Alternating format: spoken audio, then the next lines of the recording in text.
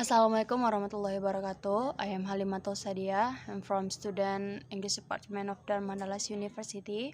This is my video, midterm test dictation and reproduction. Okay, for the past 20 years, I've been helping Malaysian and other Southeast Asians to speak better English. And through training thousands of Southeast Asians, I've discovered a very surprising truth. I've discovered that how well somebody communicates in English actually has very little to do with their English level. It has a lot to do with their attitude towards English. There are people out there who have a very low level of English and they can communicate very well. One of them that I remember was a student, a participant of mine named Faisal. He was a factory supervisor, English level very low. But this guy could just sit and listen to anybody very calmly, clearly, and then be could respond. Absolutely express his talk beautifully at a very low level of English. So, today I want to share with you what is so different about people like Faisal. How do they do it? And second of all, why is this so important not only to you, but to your children, to your community, and to the future of Malaysia? And third of all, what one thing you can do starting today? If you want to speak with that calm, clearly confidence that people like Faisal have, first of all, what is so different? How do you people like Faisal do it? To answer that questions, I'm going to take you back about 10 years, okay? I was training staff at the time and my doctor at that time was taking piano lessons, and I started to notice two really strong similarities between my doctor's attitude or thinking towards playing the piano and a lot of Malaysians thinking or attitude towards English. First of all, I should tell you my doctor absolutely hated piano. Hated the lessons, hated the practicing. This is my doctor practicing piano, okay? This is as good and as it got. This is the real thing, and she dreaded going to piano lessons because to my doctor, going to piano lessons, she was filled with this sort of dread because it was all about not screwing up, right?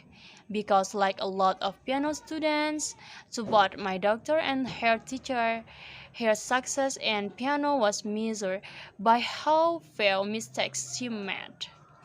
At the same time, I noticed that a lot of Malaysians went into English conversation with the same sort of feeling of dread.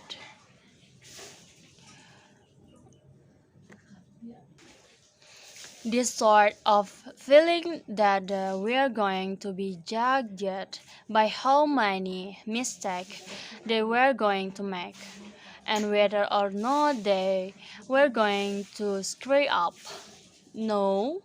The second similarity that I noticed was to do with self-image. My daughter, she know what good piano sounded like, right?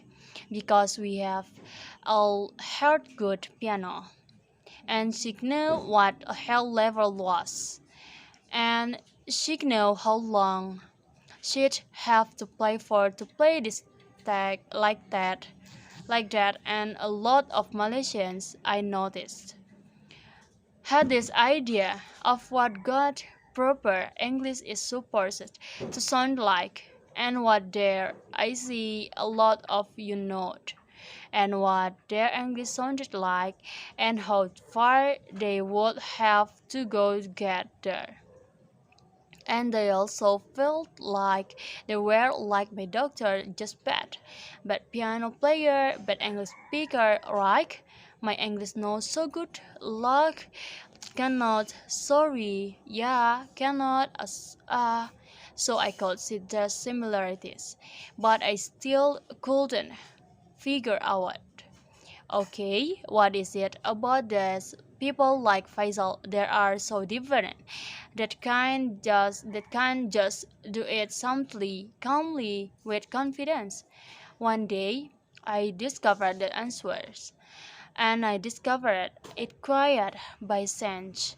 It was a day when my computer broken down and had to go to a cyber safe. Okay, it was my first time, and I discovered cybersafe are disgusting places. Okay, they're really gross, they're real smelly, and they're filled with boys, and they're all playing noise violent games. They're just disgusting place, but I had to go there, so I sat down and I started noticing this guy beside me, and I became very interested in this guy next to me. No, this guy is playing this game that is basically it's like shooting people until they die, and that's it.